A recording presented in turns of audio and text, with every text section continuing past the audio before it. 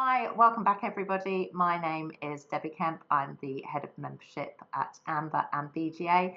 And with me today, I'm delighted to introduce Kevin Gaskell, who has such an interesting background in business, known as the man who fixes businesses, previous CEO of Porsche, Lamborghini and BMW, and also recognised as one of the UK's top 40 leaders for his approach to innovation and achieving extraordinary results and transforming companies. But as well as that, what I'm very, very interested to also speak to Kevin about is some of the things he does outside. And he seems to be a great adventurer, beating world records, climbing mountains, crossing oceans.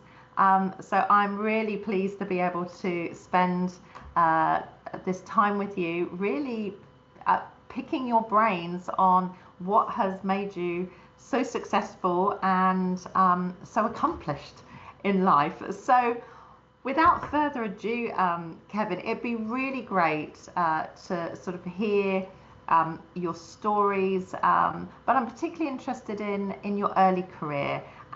Maybe you could tell me a little bit more about, we're talking about leadership, but perhaps who was your favorite boss and what did you learn from them in your early career? Yeah, my favorite boss was a guy called Hans Riedel, who was my boss at Porsche. But actually, he came from BMW, which is interesting because I went to BMW afterwards. And what I learned from him was clarity. He was very straightforward. He was very approachable, but very clear. You knew exactly where the boundaries were. And he was consistent. You knew what to expect. He was strategic in his thought, but practical in his implementation. And I just learned a lot from him.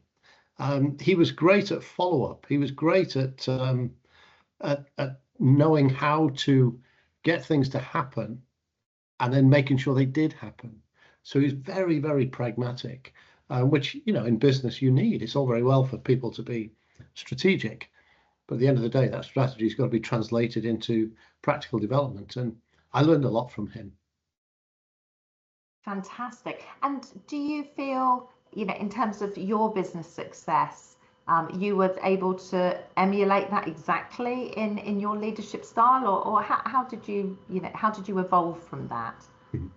Well, I think, we all have personalities, and my style is built around my personality, but it's the tools I learned. I mentioned that Hans was very good at follow-up. And so it was being consistent with people and creating tools so that people knew when they were tasked to do something that we would follow up and we would expect them to have done that thing or to have reported back why it wasn't. But it wasn't that we'd throw out ideas and then hope people would go. So it was about being very consistent. And the tools that I've developed for myself, and I now speak about at conferences all over the world, have been around developing a plan. And I call it a 1,000-day plan, not 3 years. 3 years, okay. You break 3 years down, it becomes a year. But 1,000 days is 1,000 days. And we only need days to achieve subsidiary targets. We want to go out and build. I'm a structural engineer. We want to go out and build a big building. It's going to take us 1,000 days. But in the first 10 days, we do this piece. In the next 100 days, we do that piece. And so what I found is by developing a 1,000-day plan, and that's the tool I use, we're able to focus activity and maintain enthusiasm and inspire people because they can see that they're making progress. People in the team recognize the progress. You don't have to wait till the building's completed to celebrate. You celebrate the fact that we've acquired the site. You celebrate the fact we've got the planning permission. You celebrate the fact that we've cleared the site. You celebrate the fact we've dug the foundations, because they're all part of the overall goal. And that's what I do when I build businesses. We break it down into pieces, then we go out and we achieve it. I love that, and I must say I've never heard of a 1,000-day plan. So that is something I'm definitely going to take with me. Such an interesting concept, and I love the fact that it's also positive in terms of that celebration. And I know something else I'd read that you actually wrote for us at Amber and BGA was this principle of catching people in rather than catching them out. Can you tell me a little bit more about that sort of approach that you take to really encouraging your teams? Yes, I feel there are three pieces to creating world class. The first is, I call it commit, connect, and create. Commit means we decide we're going to do it. We really decide that is the goal. And when I say to people, what's your goal? And they say, oh, it's £10 million profit. I say, don't talk numbers. Don't talk numbers. Tell me what you're going to create. Tell me what will be extraordinary. Tell me why you will be successful in the marketplace. What is it that you're actually setting out to achieve? We're committed to that. And then we look at each other and say, are we committed to that? And if we're not, then let's make sure we've got the right goal that we can all commit to. The second part is connect. And how do you connect the whole team to that goal? And that's the 1,000-day plan. We break that down. The third piece is create, and I call that creating magic. And creating magic is the culture. It's when you've got those three elements together, you can inspire people because they feel they are part of something that they can recognize because they can see the plan. They are invited to come with us to build something that's extraordinary. And I say, come with me on a journey. Come with me, and let's build something that we look back on and say, hey, look what we built. Look what we did together. Now, you can't force people to give their best work. You can only invite people to give their best work. And so when I say catch people in, don't catch people out, what I mean is when people do something that is good, that is wow, that is exciting, make sure you say thank you. Thank you. Catch them in. Thank you for doing that. Thank you for achieving that. Thank you for providing that. When it goes wrong, it's not your job to catch people out. Too many leaders think they're clever when they see something goes wrong and they focus on that. No, don't focus on that. Let's pick that up and let's look at it and understand why it went wrong and learn from it. Because we'll just back up a little bit and we'll go again. And what you do by taking that approach of not catching people out is people recognize that they can take risks, that they can push, that they can try these things, because if it goes wrong, it doesn't matter. It doesn't matter. We're not betting the farm on this thing. So let's invite people to be innovative. Let's invite people to be creative. I hear people say, oh, it's an innovative company. There's no such thing. Yeah. There's only innovative people who choose to work together to form a team. It's not a company. Company's some legal formation. It's a team. It's an innovative team. So catch people in and say thank you and pat them on the back and celebrate that success. Yeah. And when it goes wrong, don't catch them out. Use it as a learning opportunity and say, you know what? We're not going to lose here. We either win or we learn. So let's learn. Let's learn from that. Let's not do it again, but let's learn from it. Right. Okay. We've all got that. So where it went wrong. Okay. Let's correct and let's go again. And that way people give their best work because they want to drive change. They want to be part of it. And when you're saying thank you and rewarding them for it, well, of course, people come back and do more. That's my philosophy. No, and I love that philosophy. And how do so much therefore depends on, I presume, getting the right team members. You've created that culture, those values. What happens if somebody in the team isn't the right fit? Do you tend to find they opt out almost, or is that something you're actively sort of managing? Because I suppose that's so important in this dynamic. Yeah, it's people used to say to me, what do you do when somebody's not performing? I'd say, well, I'd coach them, I'd help them, I'd support them, I'd develop them. And if you recruit for attitude, you can train for skill. Yeah.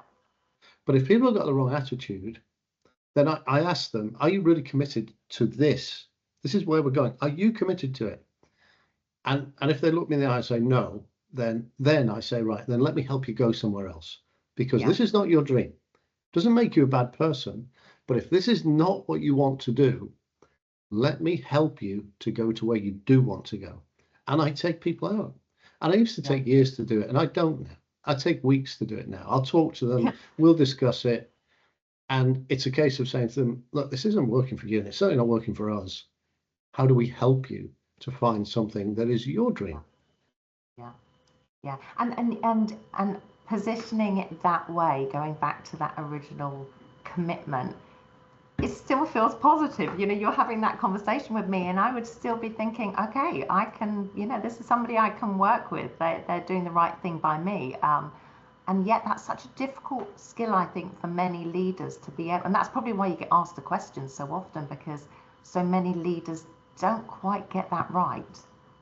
I get asked again, how do you fix a business?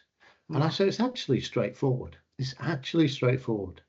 But it starts with being clear about where you want to go. What are we fixing it to be? Yeah. What are we, forget the fix bit. What are we building here? What is it we want to be when we grow up?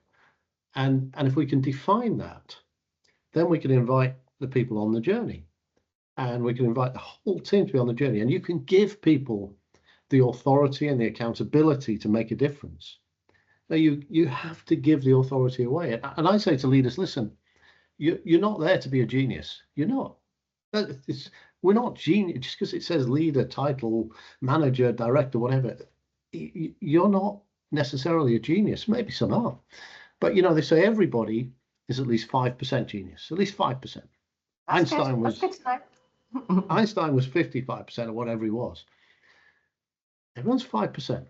So my argument is, as a leader, your job is to get 20 people to bring their 5% together and create a complete genius. But we can only bring that 5% together when we are focused on the same goal. And so it's that goal that's critical. It's the clarification and the understanding. And people say to me, do you do that quickly? I say, listen, sometimes I'll have a team in the room for 3 days and we'll talk about the goal. And it takes me a day to stop them talking about £10 million profit or, 4% market penetration, 3% return on net assets. And I say, don't even know what that means. Yeah. And 99% of the people I work with don't know what that means. And I don't need them to know what that means. What I want them to do is make the customer service extraordinary, or make the logistics world class, or create a product, or whatever it is. That's what I want them to do. And I've worked in businesses, yes, my automotive background, yes, but I've worked in technology, retail, gardening, marine. Doesn't matter. If you can be clear about the goal, you can build it. And I'm the first one to say, I don't know anything about building boats, but I ran a boat company and I ran it from 10 years of losses into profit in less than 18 months. And I ran it from 1,300 people who thought the world was ending to 1,300 people who thought this was just the best place ever to be. And it wasn't me who did it. It was them who did it. All I did was create this framework of where are we going? You know how to build boats. I don't know how to build boats. You know how to build boats. Let's work together to make it world class. And that's the job of a leader, is to create that culture, create that opportunity for people to be successful. That's what it's about. It strikes me that maybe some of the traditional leaders I've worked for, almost you've got to park your ego at the door in order to, as you say, really embrace that team effort.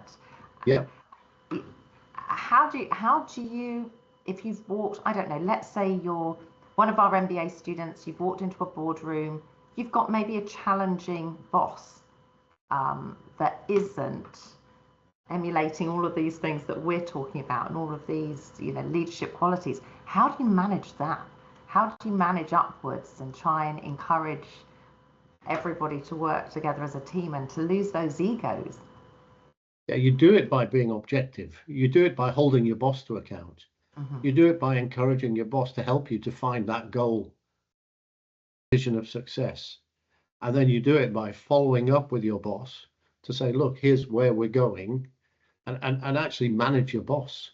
I worked in one global brand where my boss and the board were very, very aggressive, very demanding, and massive egos.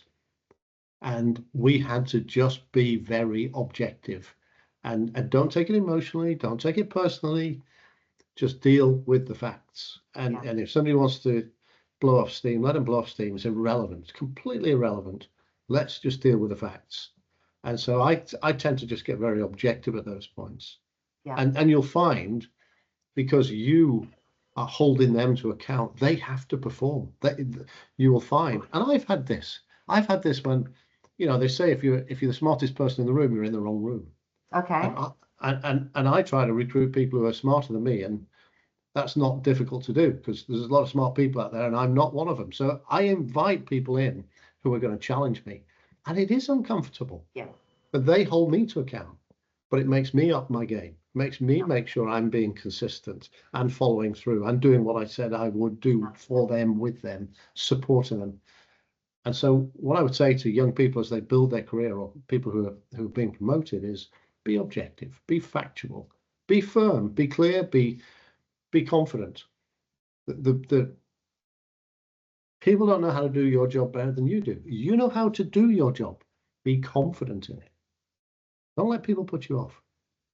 Great advice. And that leads me on to my next question. So something many of our student body, we're in discussions about is around sort of female leadership, and the fact that there are, unfortunately, even in the UK, there's still the gender pay gap. There's lots of conversations now broadening that agenda to, diversity in the boardroom, and not just gender diversity. Again, what advice would you give to young female leaders or leaders who are feeling, maybe they're not being represented in the boardroom, to really challenge that? It comes down to two things. So my own view is I want a mix of genders. I absolutely do, because, listen, somebody can call me sexist for saying it, but I happen to think women think differently than men. I grew up in a mixed school, a mixed family. So I absolutely believe that we need both perspectives, and I think that's a strength. When I recruit leaders, honestly, genuinely, gender doesn't come into it. It never comes into it. Today I'm involved in 5 companies as chairman, and the female mix in those companies is, at the leadership level, is more than 50%. Now, we didn't set out to recruit ladies, but the people who came for the jobs, the best ones were the ladies, so we recruit them. So I don't measure in terms of ethnicity. I don't care.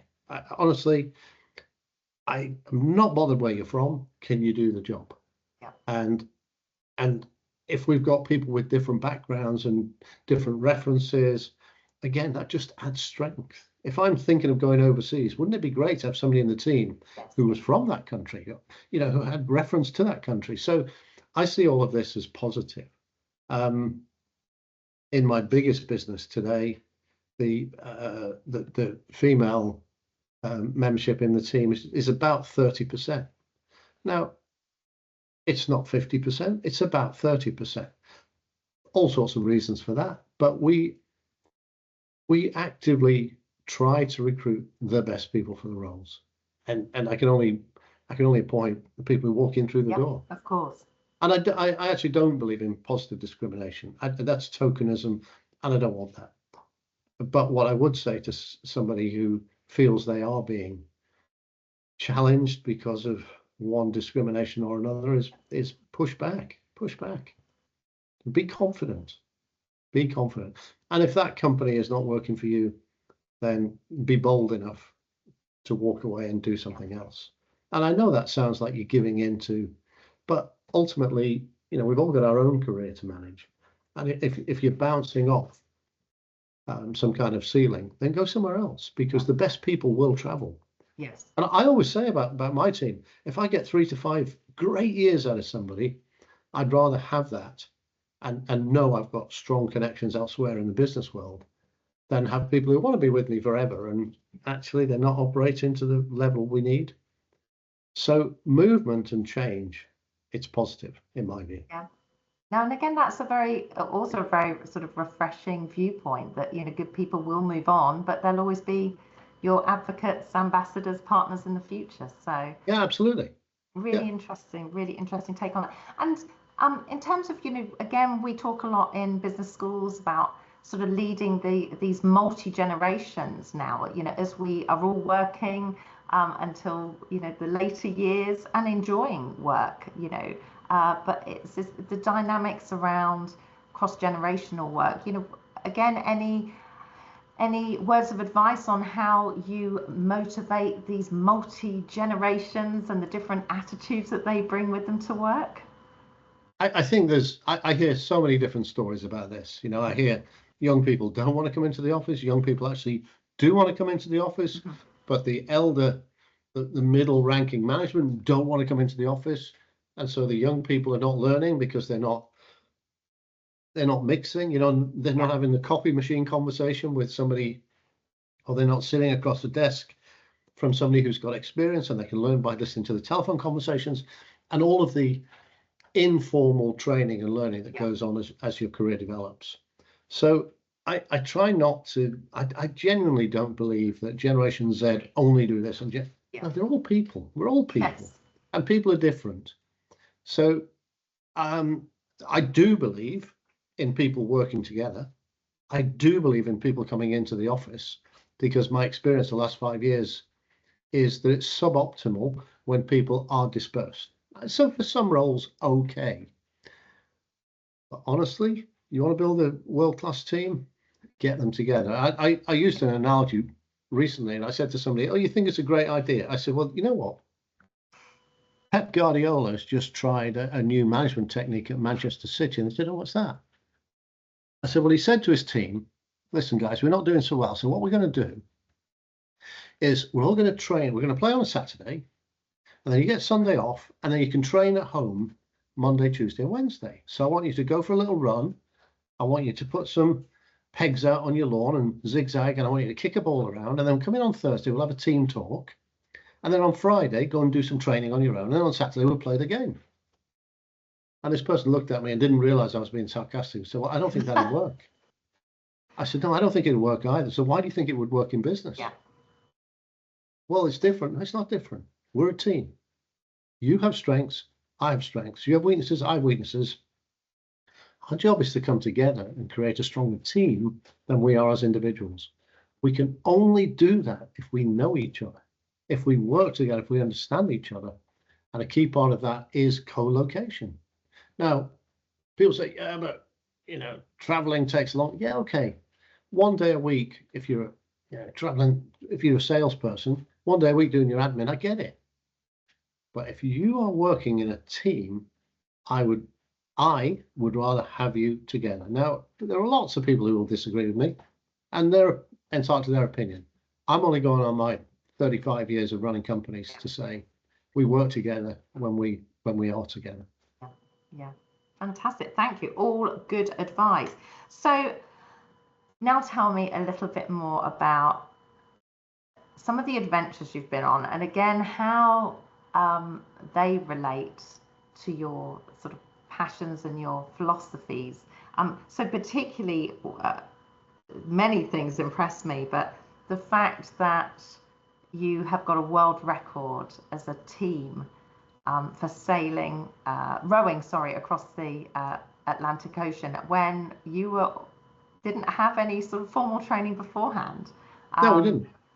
Tell me more about that, because that was quite an achievement, as on top of all your business achievements. So I do these adventures, and I do them. They take a couple or 3 years to pull together, usually, each one of them. So every 2 or 3 years, we go off and do an adventure. And I do them with my son, and there are other people. I have some buddies who I do the polar walks with, and other buddies who I climb with. But rowing an ocean was something new, and I kind of run out of ideas of what to do. We've done the oceans, we've done the mountains. We've done the mountains, we've done the poles, we've done this, that. Hey, and I had a friend who said to me, "Kev, you should row the Atlantic, you'd love it." And I said, Pete, I don't know anything about rowing, I don't know anything about sea survival, I don't know anything about boats. He said, "You'd love it." So I went away and I thought about it.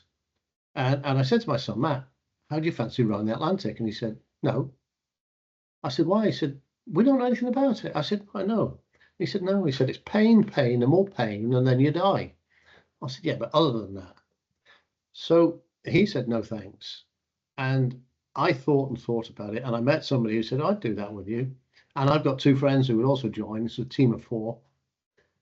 And so we got together and we talked about it. And we said, yeah, we can do this. We can do this thing. And they had different skill sets. They were very fit. It was a good start. They were professional seafarers, so they knew the way around the ocean. And so I told my son, and he said, oh, what about me? I said, Matt, you didn't want to come. He said, I want to come now.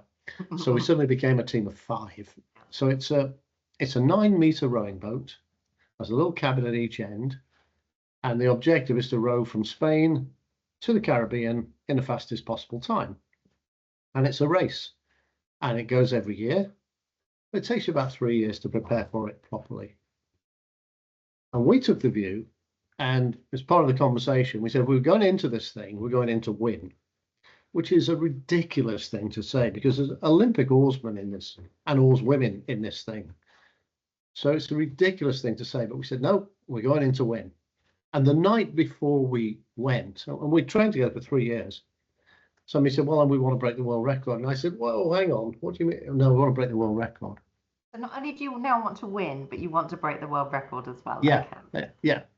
And I said, guys, with all due respect, you're all in your 30s, 20s, 30s. I'm twice your age.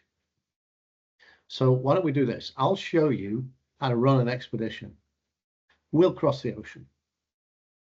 Then when we've done that, you can get rid of me and get another 25-year-old in the boat, and you can go and break the record. And they said, no, we're going to break the record. And so everything we did was about trying to break that record, not trying, intending to break that record. So we took certain decisions. We would go the shortest route, which, kind of sounds basic, but some teams would divert around big storms. We said, no, we'll go through them. We said we will not take a break. So it was 35 days of rowing without a break. We never stopped rowing. So 2 hours on, 2 hours off for 35 days. And we know when the weather got bad, other teams would hunker down and take a break. And we didn't. We just kept rowing. Wow. And so we did all these things. I've written a book called Catching Giants, where there are 80 lessons that we've taken from that project and converted to business. And there are 80 lessons of how do you become world class? How do you get better than the others? And even though on our first night at sea, we got hammered by a massive storm, absolutely massive, terrifying. It's only a little plastic boat. And the storm snapped 2 of our oars. We had 2 spare oars, but it snapped 2 of our carbon fiber oars. It just hammered us. And we took stock in the morning and said, no, we're still going to go for it. Wow. And this and was we day did. 1. Wow. And we did. And we broke the world record by 23 hours. So it was, it's what can people do when they're fully committed, when we connect with a plan. These are all the things we're going to do. Yes, yes. And then we create that team spirit. And in 6 weeks' time, I set off with a different crew. My son is still one. It's me and Matt and 3 other guys now. And our intention is to break the world record for the Pacific Ocean. So wow. So okay. That's the plan. But what comes out of these, Debbie, is all the lessons, all the learnings, all the decision making, all of the dealing with the things that go wrong, not every day, but every hour. You're out at sea, you do not have control. The ocean has control. But everything you learn from that, everything you learn from working together, I take back into business. And I use those lessons when I talk to people, when I speak at conferences. I will show them photographs and they'll go, oh my goodness. I got a great picture of me and Matt crossing a cavern on a mountain. It's got 2 peaks and we're going across on a rope. And the drop under there is 1,000 meters. And it's my son on this rope. And it's a gap of about 30 meters. And I talk about honesty and trust. And I say, when he asks me, is that rope safe? The answer isn't maybe or perhaps or I'm not sure. It's either yes or no. Yeah, and it's the same in business. It's yes or it's no. There is only one version of the truth. Only one. So speak the truth. Because otherwise things go wrong. Do not ever be afraid to speak the truth. Speak the truth. It strikes me, though, being a mum myself, that must have pushed you as a parent, to see to have those experiences with your son, must be incredible, but equally terrifying when you are literally in life and death situations. How has that changed your relationship as a father and son? I think, listen, we've been doing this since he was 12 years old. Okay. He's used to it. He's now 34. So our relationship is very good. But like all father, son, we have grumpy moments between us. But at the end of the day, we look out for each other. And, we've been on expeditions where people don't realize we're father and son. Okay. He calls me Kev, I call him Matt. Yeah. And people don't really appreciate that we're father and son because I'm not there to look after him. Yeah. Or these days, more relevant, he's not there to look after me. He's twice as strong as I am now. And so it is about realizing that everybody in a team has a role to play, and you have to trust all of them. And for me, I trust Matt as another member of the team, and he trusts me. And we have our different skills. And again, in teamwork, recognizing people's skills. He's the detail man. I'm the big picture. I'm right. We'll get to the top. We'll go to the top of that mountain, and he'll go, "Yeah, how? Oh, we'll work that out." No, how? When we pack the boat, we just packed the boat for the Pacific.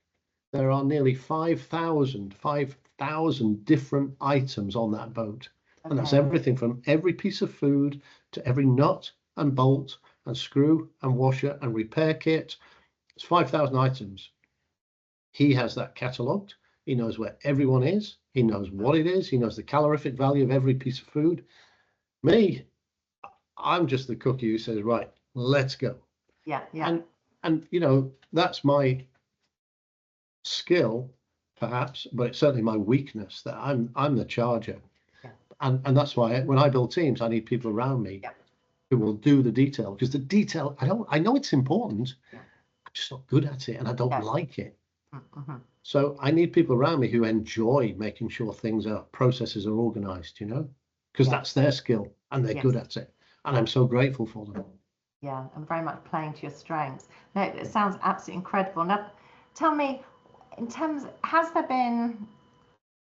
me a story of maybe where just something has just gone horribly wrong, or been embarrassing, but you're sort of still laughing about it now because you've recovered, you've come back from that. I mean, I've got things when it goes wrong in expeditions. It goes wrong, it gets scary very quickly. Mm-hmm. When you're dangling off a mountain, or you're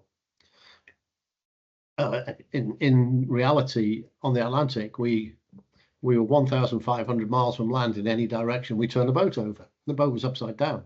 Gosh. And it didn't want to come up again.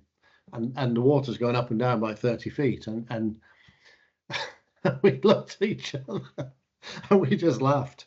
And we said, right, okay, down to us. Nobody's going to come and get us, down to us. And we got the boat the right way up. We got back in it. We laughed and we carried on rowing, because you've just got to sort it out. I mean, in business, things embarrassing things. I'm from a working class background, right? I went to a normal comprehensive school, so I was never used to having silver spoon or any of that stuff. Yeah. But when I became a CEO of a big brand, suddenly things happen around you, and you get treated differently. And I do remember going to one hotel. I was with BMW at the time, and very, very fancy hotel in the Midlands, very fancy hotel. And I was driven there in my Chauffeur Limo, which I had at the time, stretch 7 series, with a personal plate on it. Mm-hmm. And we were running the BMW golf competition at this hotel. And so I was treated like royalty because we'd taken over the whole thing. Yeah. And I'm not too comfortable with that, but I was treated like royalty. Went into the hotel. They said, okay, your room is ABC, wherever it is. Would you like? No, you don't need to show me. Well, somebody will take you to the door. So he took me to this door, and the guy said, do you want me to No, it's fine. I can work out a TV. It's no problem. Yeah. And I went into this room, opened this room, 3 doors, opened this door. Oh, there's a bed. Oh, it's a single bed. Okay, single bed, whatever. Open this door. There's a bathroom. Yeah, fine. Didn't bother with those doors there. So I made myself comfortable and I had my shower and I stayed the night in that room.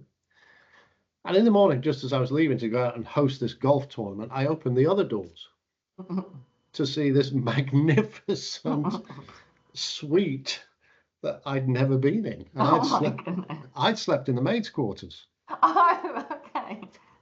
And which I think is funny, but I've met people in business who say, oh, I would never admit to that. I just think it's hilarious. It's like, it's a bed, it's a shower. Get over yourself, you know? Don't take yourself so seriously. Life is for living. When things go wrong, realize that's part of the adventure. It's part of the experience. Yeah. And you know, what's the hardship in sleeping in a smaller bed? It's like nothing. And I say to people, be humble. When you're leading a business, when you're leading a team, be humble. You don't have all the best ideas. You don't. There are people around you who know how to do their job better than you know how to do their job. They have better ideas than you have. Make sure you harvest those ideas. That's where the super strength comes from pulling all those people together. And we create something then that is the genius, that is the magic, and that is the create magic piece. But trust people. I've never met anybody wants to do a bad job. Never. I've met a lot of people who are doing a bad job, but mostly, no, it's true. I've met a lot of people doing nothing and they're very good at it. Yeah. But it's because of poor leadership. They've never been given the clarity on what it is that's expected of them, and then given the responsibility, given the authority to make it happen. And when you turn it around and say to them, well, you tell me, you know, my famous boat business that I ran, I don't know how to build boats. I said this a minute ago. I don't know how to build boats. You guys do. And I said, guys, there's 1,300 people in that business and about 2 ladies. You guys know how to build boats. You're the frustrated ones. Let me help you to create the structure and the framework to do it. But you tell me how to build boats. And that business mentality changed within weeks. And the results went from massive losses into profit in 14, 18 months. Yeah. I didn't do it, they did it. And that's the job of a leader. Create the opportunity for people to be successful so that they say, we did it ourselves. Great. Fantastic. It's not about me getting accolades, it's about you getting accolades. You built it. You built it.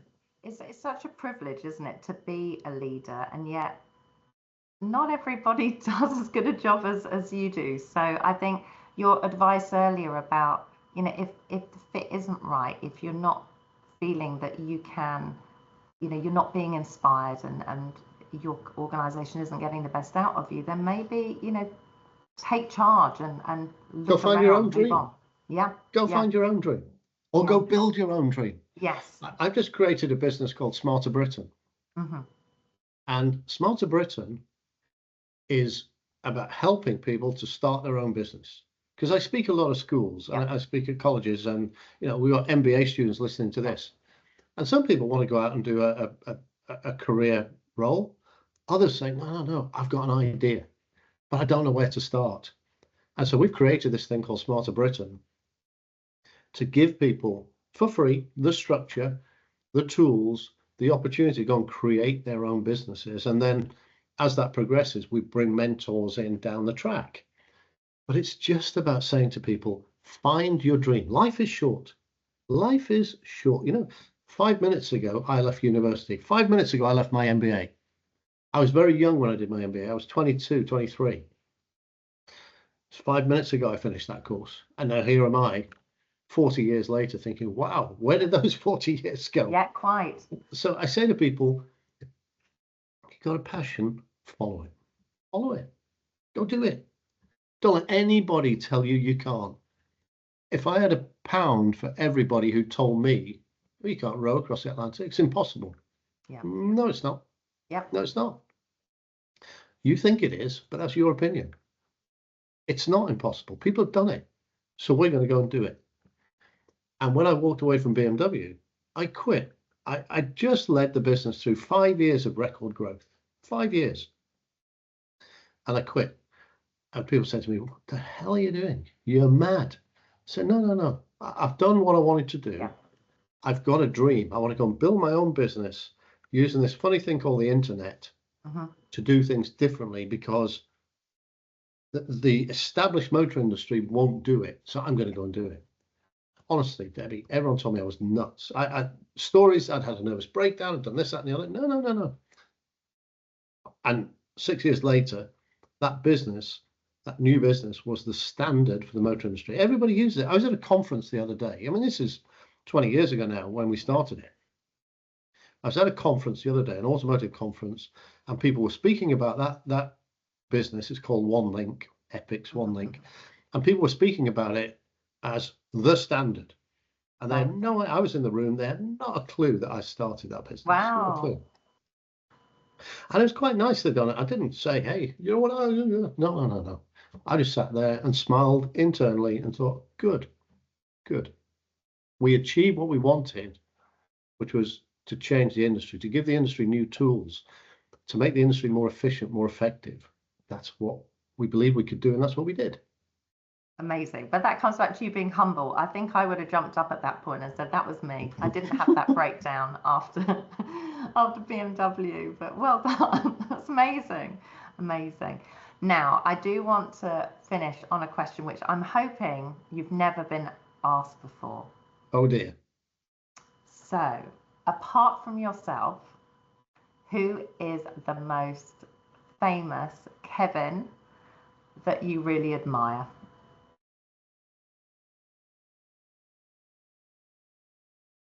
Well, if I go back a bit, I admired Kevin Keegan, the footballer, because he was a superb footballer. Then he became a very good manager, and he grew up in the same neck of the woods as me, and I had the opportunity on a number of occasions to meet him. And he's just a nice, humble guy. So I had a lot of time for him. He you know, they say you should never meet your heroes. It wasn't so much a hero, but he was a really proper guy. So a lot of time for Kevin Keegan. What other Kevins are there?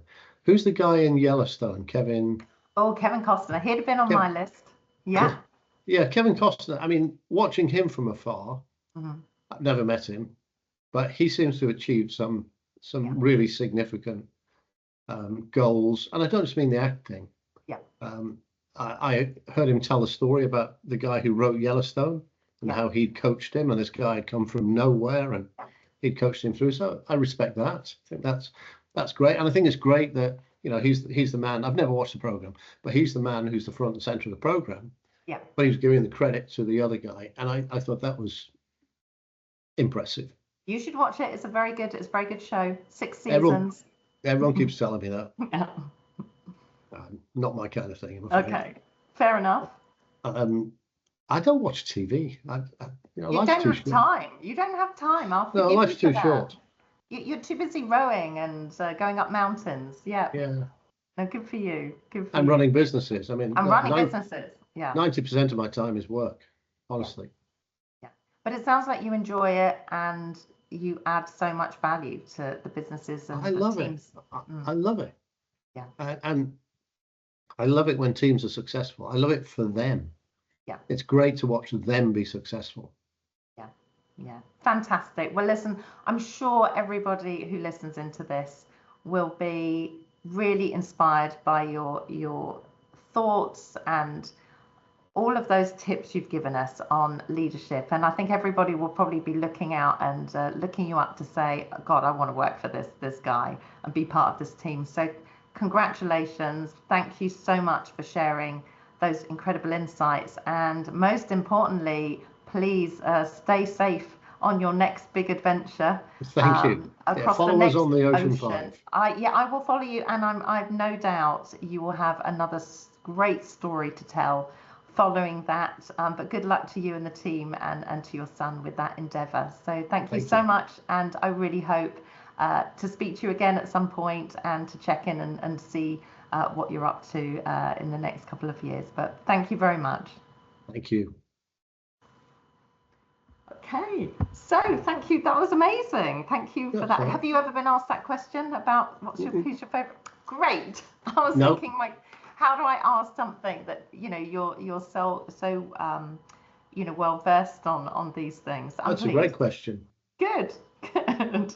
Yeah, and Kevin Bacon, he was seems a to bit be on a my proper list. guy. Yeah. And then the Lives other one humbly. who's not real, but Kevin from Home Alone. All right. The kid. Okay. But he's not real. Yeah. Very good. Well, thank you so much. Really, That's okay. Genuinely, really appreciated your time. I've really enjoyed it and got some really incredible insights. I should have mentioned at the beginning, I started my career in industry and then moved into academia. So did 15 years in industry, 15 years in academia, sort of teaching MBAs and teaching business students before moving into this job. So your thoughts on leadership were just brilliant and really brought to life some of those sort of textbook stuff that our MBA students and other students will be reading. But it's so lovely to hear your stories of success. So thank you. You're welcome. Thank you for the invitation. Oh, no, more than welcome. And as I say, definitely have to catch up again at some point if you'll allow us to Sure. to chat to you again. But No problem. Thank you.